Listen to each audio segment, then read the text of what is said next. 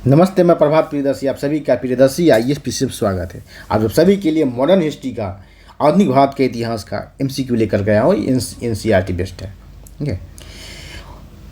तो आप चैनल पर नए हैं तो पहले सब्सक्राइब करें, बेल आइकन प्रेस करें, जिससे कि आपको नोटिफिकेशन मिलता रहेगा अच्छे अच्छे क्लासेस को। चलिए स्टार्ट करते हैं क्वेश्चन, और आप अंत तक बने रहें, पेशेंस रखें। बहुत अच्छा क्वेश्चन मिलेगा आपको, ठीक है। इजी क्वेश्चन मिलेगा, मॉडरेट मिलेगा, टफ क्वेश्चन मिलेगा, सभी क्वेश्चन से आपको सामना होगा। चलिए, किस गवर्नर जनरल ने तोपखाने के मुख्यालय को कलकत्ता से मेरठ स्थानांतरित किया? राइट आंसर होगा सी। किसने? लॉर्ड डलहौजी ने। कब किया? तो 1856 में किया। 56 में। आप समझिए, 1857 में क्या हुआ था? सैनिक विद्रोह हुआ था। क्या हुआ? सैनिक विद्रोह 1857 में, ठीक है। तो इसी के भय से आतंकित होकर के, ठीक है, क्रांतिकारियों के भय से आतंकित होकर के इसने तोपखाने के मुख्यालय को कलकत्ता से मेरठ स्थानांतरित कर दिया, ठीक है। क्योंकि बंगाल जो था उस समय क्रांतिकारियों का गढ़ माना जाता था। इसके साथ साथ यही नहीं, सेना मुख्यालय को भी शिमला में शिफ्ट कर दिया। कहाँ? शिमला में शिफ्ट कर दिया। शिमला में सेना मुख्यालय को भी शिमला में शिफ्ट कर दिया, जिसका नाम था लॉर्ड डलहौजी, ठीक है, लॉर्ड डलहौजी। चलिए, और इसी ने बूट डिस्पैच लागू किया था 1854 में। अब आते हैं दूसरे क्वेश्चन पे। दूसरा क्वेश्चन रहा कि वर्ष 1916 में महिला विश्वविद्यालय की स्थापना कहाँ हुई थी? तो वर्ष 2016 में महिला विश्वविद्यालय की स्थापना कहाँ हुई थी? राइट आंसर इसका पूना होगा। कहाँ हुआ? पूना होगा। राइट आंसर पूना होगा। अब क्वेश्चन पूछा जाएगा कब किया गया और किसने किया, ठीक है। कब किया गया? तो 1916 में किया गया, ठीक है। किसने किया? तो श्रीमती नाथीबाई दामोदर ने किया। श्रीमती नाथीबाई दामोदर ने, ठीक है। महिलाओं के शिक्षा के लिए, उत्थान के लिए इन्होंने महिला विश्वविद्यालय की स्थापना की है। तीसरा क्वेश्चन है कांग्रेस सोशलिस्ट पार्टी। देखिए, कांग्रेस सोशलिस्ट पार्टी की प्रथम बैठक कहाँ संपन्न हुई? कांग्रेस सोशलिस्ट पार्टी की प्रथम बैठक कहाँ संपन्न हुई? तो राइट आंसर होगा आपका, राइट आंसर होगा ये पटना। कहाँ हुई? पटना में हुई, ठीक है। कब हुई? तो 1934 ईस्वी में। 1934 ईस्वी में। और पटना में कहाँ? तो अंजुमन इस्लामिया हॉल में। क्या सा?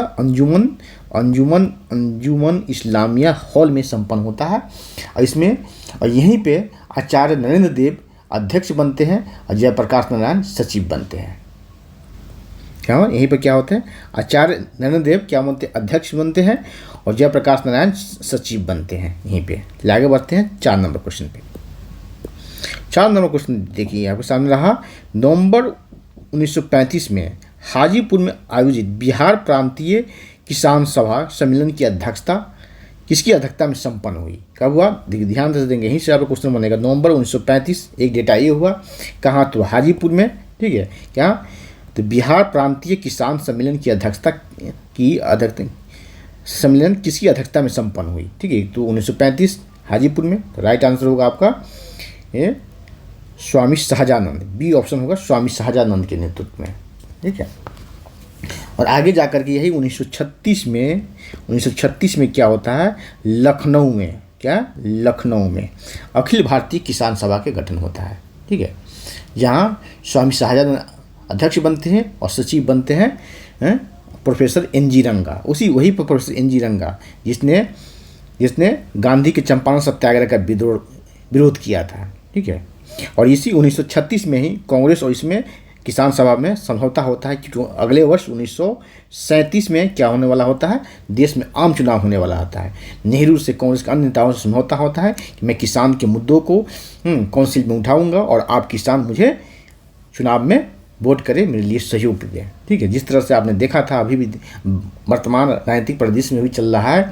बहुत सारी राजनीतिक पार्टियां जो है किसान नेताओं से संपर्क में आता है। आपने देखा होगा दिल्ली बॉर्डर पर जब किसान संगठनों ने धरना दिया था, बहुत सारे विपक्षी पार्टियां और नेताओं ने उससे जाकर के मिला था। तो उस समय ये ऐसा उस समय भी होता था और आज भी हो रहा है। अब आते हैं 5वें क्वेश्चन पे।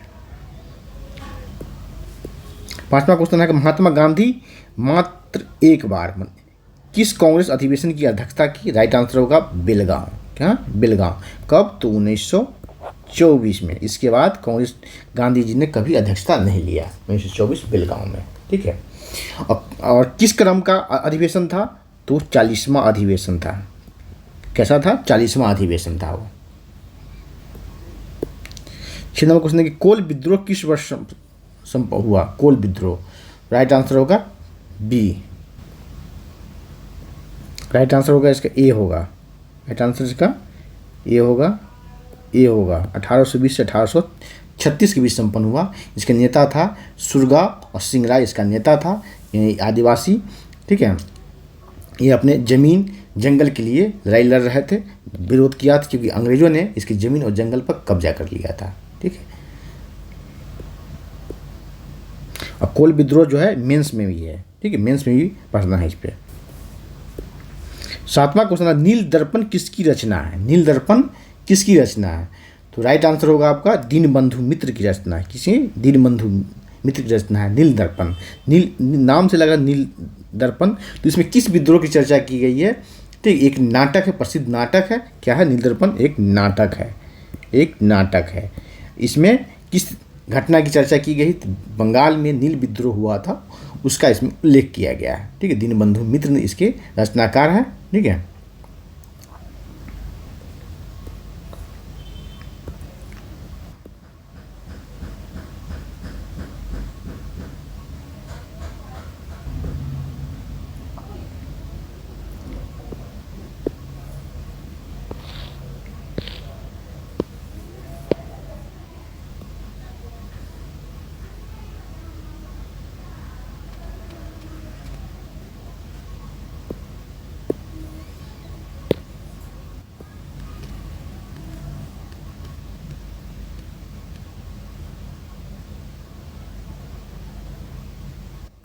इसके अध्यक्ष कौन बने? इसके अध्यक्ष बने लाला लाजपत राय। इसके प्रथम अध्यक्ष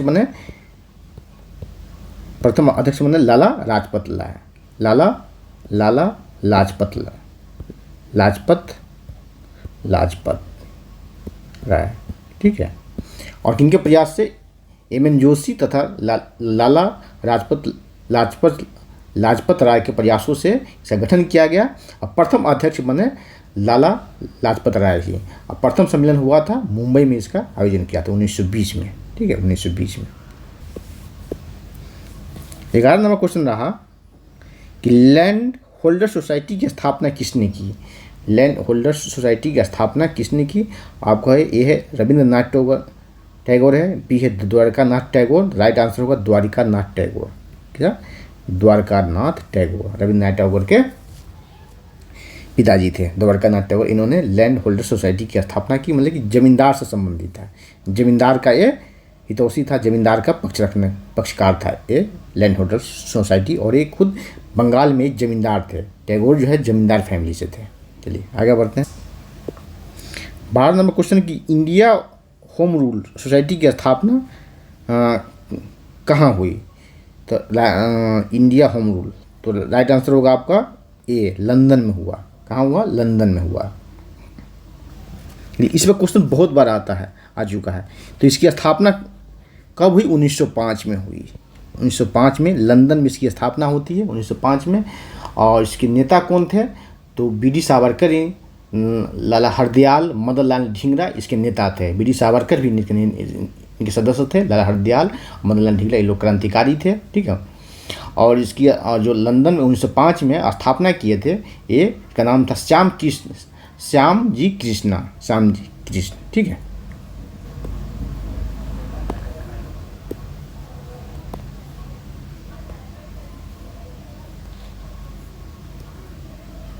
तेरह नंबर क्वेश्चन है कि निम्नलिखित में से कौन सा पत्र एनी बेसेंट द्वारा प्रकाशित हुआ?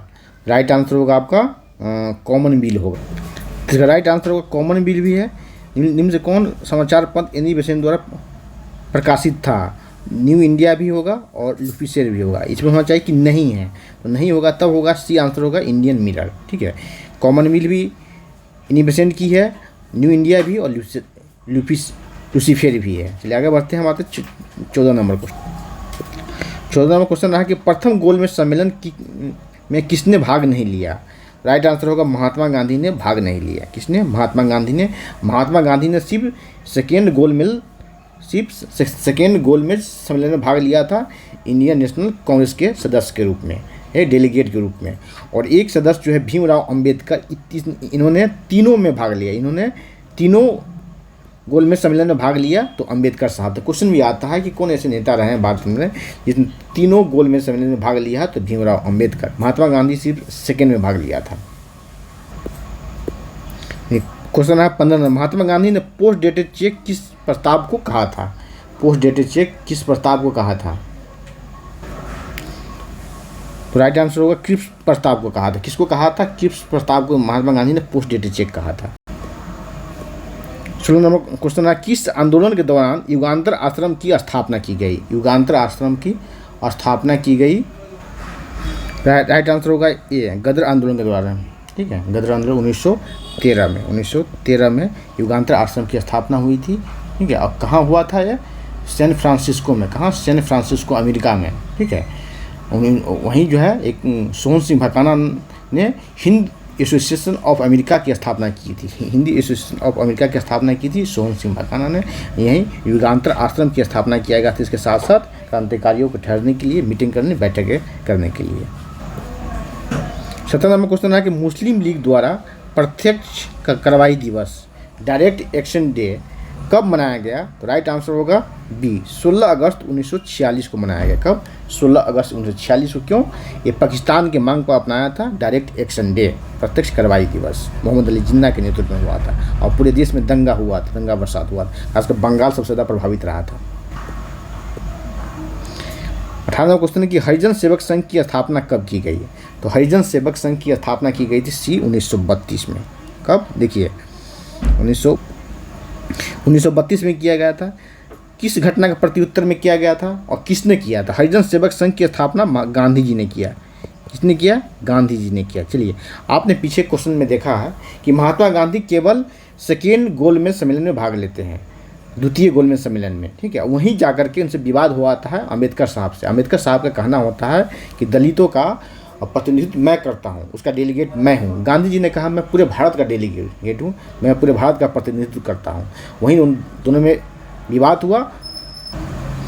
और 1909 में आप देखा होगा मॉडल मिंटू योजना 1909 में आया था। इसके द्वारा क्या हुआ था? पृथक निर्वाचन की व्यवस्था की गई थी मुसलमानों के लिए। ठीक है, तो अंग्रेज ने 1909 में मॉडल मिंटू योजना के द्वारा मुसलमानों के लिए पृथक निर्वाचन की व्यवस्था किया था और मुसलमान और देश में फूट डालो और राज करो की नीति अपनाया था। फिर जाकर के आगे इसने लगा कम्युनल अवार्ड के द्वारा दलितों के लिए भी अलग निर्वाचन की व्यवस्था करने की बात कर रहा था, इसलिए गांधी जी ने इसका विरोध किया। ठीक है, फिर जाकर के गांधी जी अनशन करते हैं और दोनों गांधी जी में और अम्बेडकर साहब में समझौता होता है।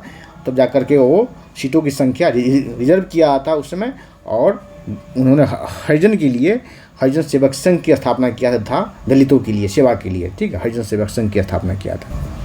चलिए, इससे एक और क्वेश्चन आपसे पूछा जाता है कि हरिजन सेवक संघ की स्थापना गांधी जी ने किया, तो हरिजन सेवक संघ के प्रथम अध्यक्ष कौन थे? हरिजन सेवक संघ के अध्यक्ष कौन बनाए थे? उनका अध्यक्ष बनाया गया था घनश्याम दास बिरला को। किसे? घनश्याम दास बिरला को उसका अध्यक्ष बनाया गया था। घनश्याम दास बिरला को घनश्याम दास बिरला को अध्यक्ष बनाया गया था। ठीक है, और छुआछूत की समाप्ति के लिए इन्होंने प्रयास किया था इस संगठन के द्वारा। 19 नंबर क्वेश्चन रहा कि निम्नलिखित में से कौन सा ब्रिगेड आज़ाद हिंद फौज में शामिल नहीं था? इसे ध्यान से आप लोग देखेंगे, कौन सा ब्रिगेड आज़ाद हिंद फौज में शामिल नहीं थे? A Gandhi brigade, B Subhash brigade, C है लक्ष्मीबाई ब्रिगेड और D Nehru brigade. Nehru brigade नहीं था। कौन सा ब्रिगेड नहीं था? नेहरू ब्रिगेड नहीं था। जब गांधी जी में और विवाद होता है सुभाष चंद्र बोस में, कांग्रेस के अध्यक्ष इन्होंने छोड़ देता है पट्टाभी सितार भैया को। इन्होंने गांधी जी ने अपना कैंडिडेट दिया था अध्यक्ष पद के लिए, उसे हराते हुए जीत गया। गांधी ने कहा था कि पट्टाभी सितार भैया की हार मेरी हार है, और फिर कार्यकारिणी में इन्हें परेशान किया था कांग्रेस के अन्य नेताओं द्वारा। तो वहीं पर रिजाइन कर देते हैं, अलग पार्टी का गठन करते हैं, फिर जाते हैं सिंगापुर में आज़ाद हिंद फौज का गठन करते हैं। ठीक है, उससे पहले रास बिहारी बोस और मोहन सिंह ने इसकी स्थापना कर चुके होते हैं। जब अपने हाथ में लेते हैं इनके अपने हैंड ओवर करते हैं ये इस संगठन को आज़ाद हिंद फौज में, तो क्या होता है, इन 3 ब्रिगेड की स्थापना करते हैं। एक तो गांधी ब्रिगेड, सुभाष ब्रिगेड अपने नाम पर और लक्ष्मीबाई ब्रिगेड। जबकि गांधी से इनका मतभेद था, गांधी से मतभेद की वजह से इन्होंने अध्यक्ष पद छोड़ा था, त्रिपुरी विवाद हुआ था त्रिपुरी में, ठीक है, 1939 में। चलिए आगे बढ़ते हैं हम। इसलिए कहा था मनभेद और मतभेद में अंतर था, इनमें मतभेद था, वो विचारों के लेकर के मतभेद था, ठीक है।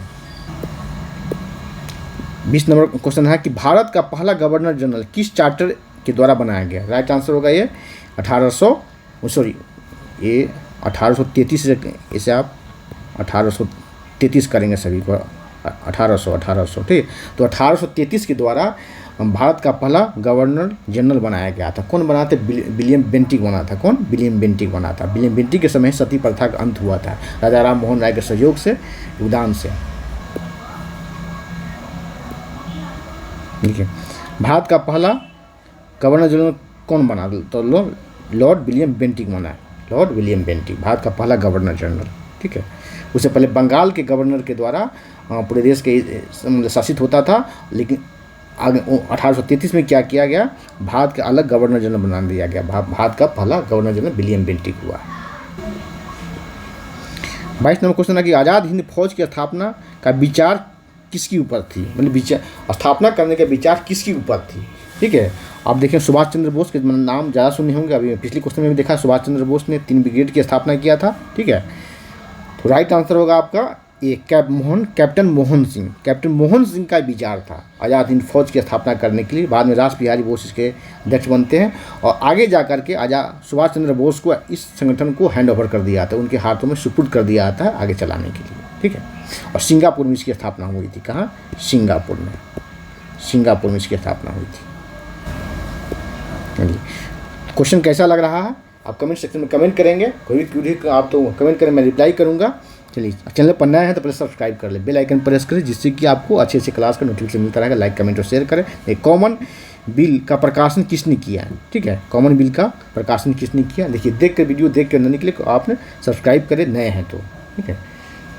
चलिए 23 number question, Annie Besant, B है मोतीलाल नेहरू, सी राजेंद्र प्रसाद और डी है विठल भाई पटेल। कॉमन बिल का प्रकाशन राइट आंसर होगा एनी बेसेंट। कब किया था इन्होंने? जब होम रूल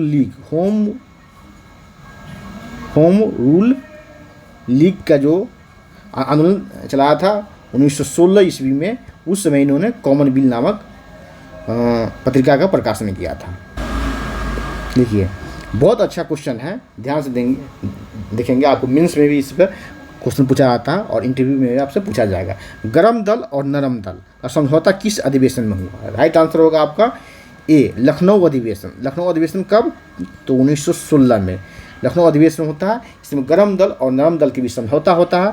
साथ पीछे मैंने चर्चा किया है ना, 1909 का मार्ले मिंटो 1909 का मार्ले मिंटो योजना जो बताया मैंने चर्चा किया, उसके द्वारा क्या हुआ था? 1909 के मार्ले मिंटो योजना द्वारा भारत में मुसलमानों के लिए पृथक निर्वाचन की व्यवस्था किया गया था।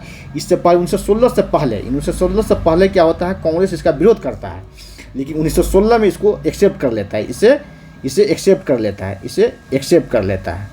लेता है कांग्रेस इसे एक्सेप्ट कर लेता है, ठीक है। इस पर ये जो है कई घटनाओं का साक्षी है 1916 का लखनऊ अधिवेशन, क्योंकि गर्म दल और नरम दल का समझौता होता है। और किन के प्रयास से? तो तिलक जी के प्रयास से और एनी बेसेंट के आगे पीछे मैंने देखा, एनी बेसेंट के बारे में चर्चा हुई है। एनी बेसेंट और तिलक बाल गंगाधर तिलक के प्रयासों से गर्म दल और नरम दल के बीच में समझौता होता है। समझौता एक हुआ था। तो फूट कब हुआ था? 1907 में हुआ था। 1907 में फूट हुआ था। 1907 में सूरत अधिवेशन में फूट होता है, विवाद हुआ था अध्यक्ष पद के लिए। और गर्म दल के जो नेता होते हैं वो कहते हैं कि असहयोग आंदोलन पूरे देश में चलाएंगे, हम बहिष्कार का आंदोलन पूरे देश में चलाएंगे। और नरम दल के नेताओं का कहना होता है बहिष्कार का आंदोलन से बंगाल तक सीमित रहे। कई तरह के भी मतभेद था वहाँ, ठीक है। और एक ये है कि यहाँ पर क्या होता है? गर्म दल और नरम दल का समझौता होता है, और साथ में क्या होता है? कांग्रेस और लीग के बीच भी समझौता होता है। कांग्रेस और लीग मतलब मुस्लिम लीग, कांग्रेस और मुस्लिम लीग के बीच भी समझौता होता है, लेकिन ज़्यादा दिन तक टिकता नहीं है। और यहीं पर क्या है? इसी अधिवेशन के बाद, समझौता के बाद कांग्रेस और मुस्लिम लीग में जब समझौता होता है तो ध्यान से सुनेंगे, जब समझौता होता है यहाँ कांग्रेस और लीग के बीच, किस पर? मार्लो मिंटो 1909 के योजना के तहत, मतलब इसको एक्सेप्ट कर लेता है मार्लो मिंटो योजना को। तो जिन्ना जिन्ना, जिन्ना इसका विरोध करता है, जिन्ना इसका विरोध करता और कहता है ये सही नहीं है, ये सही नहीं, जिन्ना इसका विरोध करता है। चलिए आगे बढ़ते हैं हम अगले क्वेश्चन पर। 25 नंबर क्वेश्चन रहा कि पटना में सदाकत आश्रम की स्थापना किसने की। राइट आंसर होगा आपको मजहुल हक। यहाँ देखिए, इससे भी ध्यान से आप देखेंगे, मजहुल हक ने इसकी स्थापना किया था, सदाकत आश्रम की स्थापना किया था मजहुल हक ने। तो किसके ज़मीन पर? तो खैरू मियाँ के ज़मीन, खैरू मियाँ के ज़मीन पर, ठीक है। ये कौन थे? इसके मित्र थे। ये कौन थे? इसके मित्र थे, इसके मित्र थे, ये मित्र थे, मतलब इसके दोस्त थे, मजहुल हक के दोस्त थे खैरू मियाँ। तो खैरू मियाँ के ज़मीन पर सदाकत आश्रम की स्थापना हुई, लेकिन स्थापना किसने किया? मजहुल हक ने। चलिए अब है आगे राजेंद्र प्रसाद। राजेंद्र प्रसाद 2 बार भारत के राष्ट्रपति रहे। राष्ट्रपति से हटने के बाद, पद से हटने के बाद, सेवानिवृत्ति के बाद, ठीक है, इनका अंतिम समय इसी सदाकत आश्रम में बीता, ठीक है, और अंतिम सांस इन्होंने यहीं लिया था। अपना अंतिम सांस मतलब यही इसी आश्रम में इनकी मृत्यु हुई थी राजेंद्र प्रसाद की। क्वेश्चन बिहार स्पेशल से पूछा जा सकता है कि राजेंद्र प्रसाद की मृत्यु कहाँ हुई थी? पटना में। पटना में कहाँ, किस आश्रम से? सदाकत आश्रम में। सदाकत आश्रम की स्थापना किसने किया? मजहुल हक ने। इन्हें गांधी कहा था बिहार में। और किसके ज़मीन पर? खैरू मियाँ के ज़मीन पर। आगे बढ़ते हैं 26 नंबर क्वेश्चन। 26 नंबर क्वेश्चन रहा चंपारण सत्याग्रह के दौरान महात्मा गांधी को, ठीक है, महात्मा गांधी को, गांधी नहीं, महात्मा की उपाधि, इसे ठीक करेंगे, महात्मा की उपाधि। कौन सी उपाधि? महात्मा की उपाधि। महात्मा की उपाधि किसने दी थी? चंपारण सत्याग्रह के दौरान महात्मा गांधी को महात्मा की उपाधि किसने दी? राइट आंसर होगा रविंद्रनाथ टैगोर ने। किसने? रविंद्रनाथ टैगोर ने। क्वेश्चन पूछा जा सकता है कई तरीके से कि महात्मा गांधी को महात्मा की उपाधि कब दिया गया? चंपारण सत्याग्रह के दौरान। कहाँ दिया गया? किसने दिया? रविंद्रनाथ टैगोर ने, चंपारण सत्याग्रह से प्रभावित होकर के। लेकिन बदले में गांधी जी किसी का उधार नहीं रखते थे, कि ध्यान देंगे, गांधी जी भी बदले में इन्होंने, अगले क्वेश्चन पर,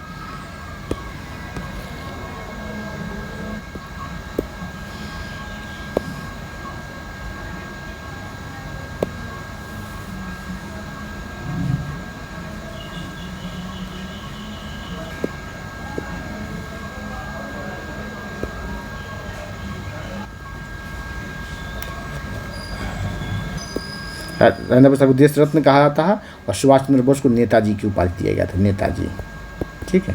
तो आज इतना ही। फिर अगले क्लास और अंतिम 30 नंबर क्वेश्चन है कि मौलिक अधिकार का प्रस्ताव किस अधिवेशन, इस ध्यान से देंगे, यहाँ से आपको कई क्वेश्चन बनेगा। मौलिक अधिकार का प्रस्ताव किस अधिवेशन में पास किया गया? राइट आंसर होगा कराची अधिवेशन। कहाँ? कराची अधिवेशन। कब? 1931 में। तो इसकी अध्यक्षता किसने किया? इसकी अध्यक्षता करते हैं सरदार पटेल साहब, ठीक है, सरदार पटेल साहब इसकी अध्यक्षता करते। और इसी अधिवेशन में गांधी के लिए गो बैक का नारा लगता है। गांधी गो बैक का नारा लगता है, ठीक है, क्योंकि युवा क्रांतिकारियों ने इनके गांधी जी के खिलाफ नारा लगाया था गांधी गो बैक, कि इन्होंने भगत सिंह उनके साथियों को फांसी से नहीं बचाया था, लगा था। और इसी में, और यहीं पर आपको मौलिक अधिकार का प्रस्ताव पास हुआ था, मौलिक अधिकार का। तो मौलिक अधिकार का प्रस्ताव पास हुआ था, तो प्रस्ताव किसने रखा था?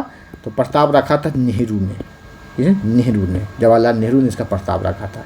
आज इतना ही, फिर अगले क्लास में मिलते हैं। और चैनल पर नया है तो सब्सक्राइब करें, बेल आइकन प्रेस करें, जिससे कि आपको नोटिफिकेशन मिलता रहेगा। लाइक, कमेंट और शेयर करें। धन्यवाद। जय हिंद।